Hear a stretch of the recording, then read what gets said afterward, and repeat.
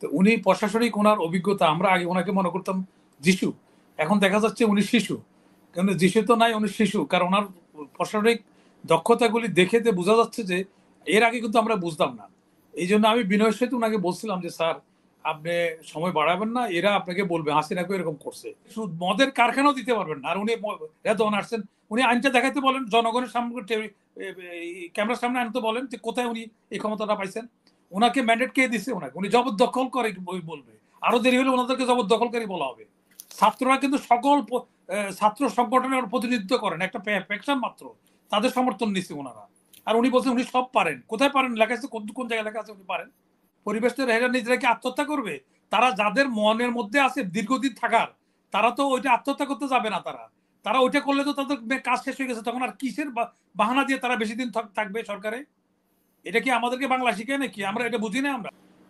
আমি এই প্রসঙ্গে আমি আমজাদ হোসেনের একটা নাটক ঈদে প্রচার হচ্ছে, ওইটা দিয়ে আমি শুরু করি। আমজাদ হোসেন তার আশেপাশের লোকজন, আত্মীয় স্বজনরা বলে যে মামা তুমি না থাকলে আমরা কিন্তু মারা যাব, তুমি যদি যেদিন মারা যাবে সেদিন আমরা নিজেরাই মারা যাব।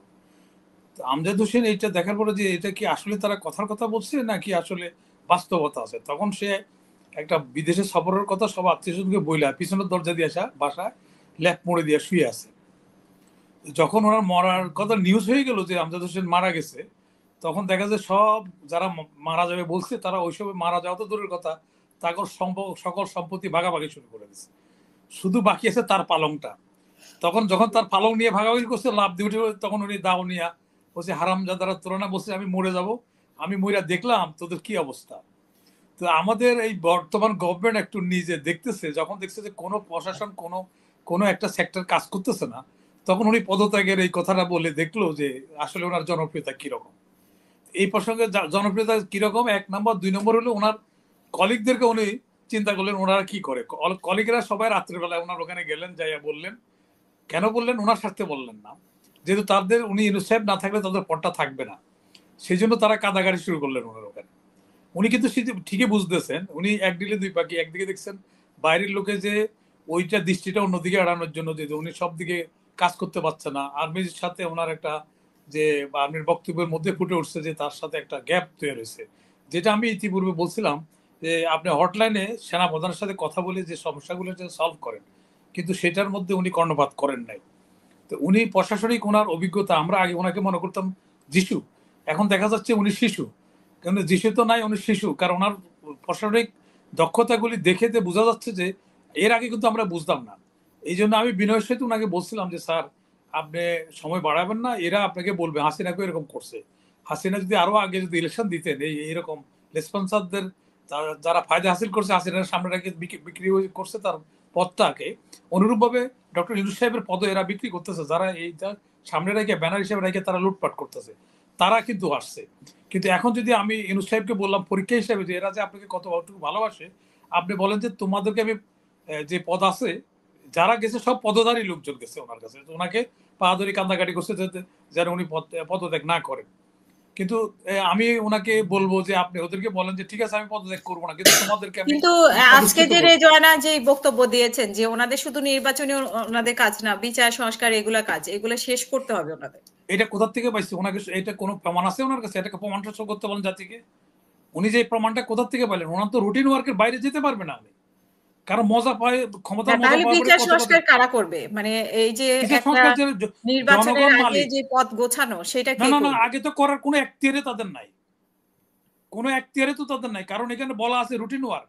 রুটিন ওয়ার্ক জনগণের দ্বারা সেটা নির্বাচিত কোথায় লোক বলা ছাড়া। আছে? এখানে তো সংবিধান অনুযায়ী ওনারা আসেনি, না, ওনারা সংবিধান অনুযায়ী গণ আসে নাই তারা। অভ্যুত্থানের মাধ্যমে তারা আসছে। সংবিধান অনুসারে আসে না, সংবিধানের বাইরে আসছে তারা। সংবিধানের কোন জায়গায় লেখা আছে ওনাদের ইন্টারিম গভর্নমেন্ট বলে কোনো কথা নাই? সেখানে তত্ত্বাবধায়ক আছে সংবিধানে, এবং তত্ত্বাবধায়ক অলরেডি রেস্টোর হয়ে গেছে এর মধ্যে। ওনারা যে কথা বলছে যে ইতিপূর্বে তো আরো 3টা গভর্নমেন্ট ছিল এনএসআরের, লতিফুর রহমান, হাবিবুর রহমান, তারপর ফখরুদ্দিন সাহেব, 3টা গভর্নমেন্ট আছে। 3টা গভর্নমেন্ট তারা কি কোনো আইন পাস করছে?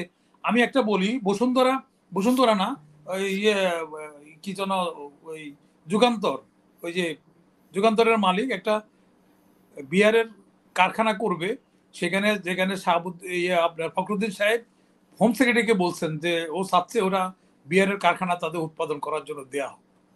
তো উনি একটা দিচ্ছেন না, গড়িমসি করতেছেন।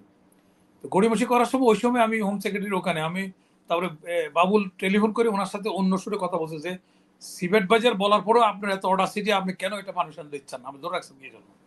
তো উনি উত্তর দেওয়ার পরে আমি পাশে ছিলাম, আমি শুনলাম, শোনার পরে আমি বললাম কি বললো, বললো যে এই কথা বলতেছে। আমি বললাম, আপনি এখন সিবেট বাজারে ফোন করে বলেন যে এটা আমার রুটিন ওয়ার্ক, আমি মদের কারখানা দেওয়ার জন্য, মদের পারমিশন দেওয়ার জন্য আমার এই গভর্নমেন্টের কোনো এখতিয়ারে নেই। তাছাড়া মুসলিম কাটি রাত্রে মাওলানারা নেমে যাবে রাস্তায় যদি মদের উৎপাদন করা দেওয়া হয়। ফলশ্রুতি উনি যখন ফোন করলেন সিবেট বাজার সরে আসছেন যে এটা তার এখতিয়ারে নেই, তখন হোম সেক্রেটারি ওনাকে টেলিফোন করে বললেন যে আপনি মদের কারখানাও দিতে পারবেন না। আর উনি রেদওয়ান আসছেন, উনি আইনটা দেখাতে বলেন, জনগণের সামনে ক্যামেরার সামনে আনতে বলেন যে কোথায় উনি এই ক্ষমতাটা পাইছেন। ওনাকে ম্যান্ডেট কে দিছে ওনাকে, উনি জবরদখল করে বলবে, আরো দেরি হলে ওনাদেরকে জবরদখলকারী বলা হবে। ছাত্ররা কিন্তু সকল ছাত্র সংগঠনের প্রতিনিধিত্ব করেন, একটা ফ্যাকশন মাত্র, তাদের সমর্থন নিচ্ছে ওনারা। আর উনি বলছেন উনি সব পারেন, কোথায় পারেন লেখা আছে, কোন জায়গায় লেখা আছে উনি পারেন? এটা বললে তো হবে না। জনগণের মালিক, জনগণের নির্বাচিত সরকার দ্বারা, সে যেহেতু অনুপযুক্তই হোক আর সে নোবেল লরিয়েট না হোক, কিন্তু জনগণের নির্বাচিত সরকারের জনগণের ভাগ্য নির্ধারণ করবে, নির্বাচিত সিলেক্টেড গভর্নমেন্ট না। এটার মধ্যে আর কোনো নির্বাচন দেওয়ার জন্য যে পরিবেশ তৈরি করা দরকার সেটা তো ওনারা করতে হবে না। ওনার করার কারণ হচ্ছে কি জানেন, ওইটা হলে ওনার উদ্দেশ্য হচ্ছে পরিবেশটা তো তৈরি করতে হবে। এটা তো ওরা পরিবেশ তৈরি করবে কেন? পরিবেশ তৈরি এরা নিজেরা কি আত্মহত্যা করবে? তারা যাদের মনের মধ্যে আছে দীর্ঘদিন থাকার, তারা তো ওইটা আত্মহত্যা করতে যাবে না। তারা ওইটা করলে তো তাদের কাজ শেষ হয়ে গেছে, তখন আর কিসের বাহানা দিয়ে তারা বেশি দিন থাকবে সরকারে? এটা কি আমাদেরকে বাংলা শিখে নাকি? আমরা এটা বুঝি না আমরা। হ্যাঁ, এখানে তারা দীর্ঘমেয়াদী কেন করছে? ইলেকশন কমিশনের দিকে দৃষ্টি না দিয়ে অন্যদিকে গেছে। ইভেন কি আমি এখন মিডিয়াতে দায়িত্ব নিয়ে বলছি একটা সংস্কার থাকবে না, এগুলো বাতিল হয়ে যাবে নির্বাচিত সরকার আসার পরে। এদের কোনো এদের টাকা ফেরত দিতে হবে। সংস্কার কমিটি বলে কোনো সংবিধানের কোনো জায়গায় আছে, ওর আইনটা কোড করে বলুক যে এত নম্বর আইনে আছে। এখানে হলো মুদ্রা কথা হলো জনগণ মালিক, জনগণের নির্বাচিত যে সরকার আসবে সেই তার সংস্কার করে যা যা প্রয়োজন মনে করে সেই করবে, অন্য কারো করার ক্ষমতা নাই।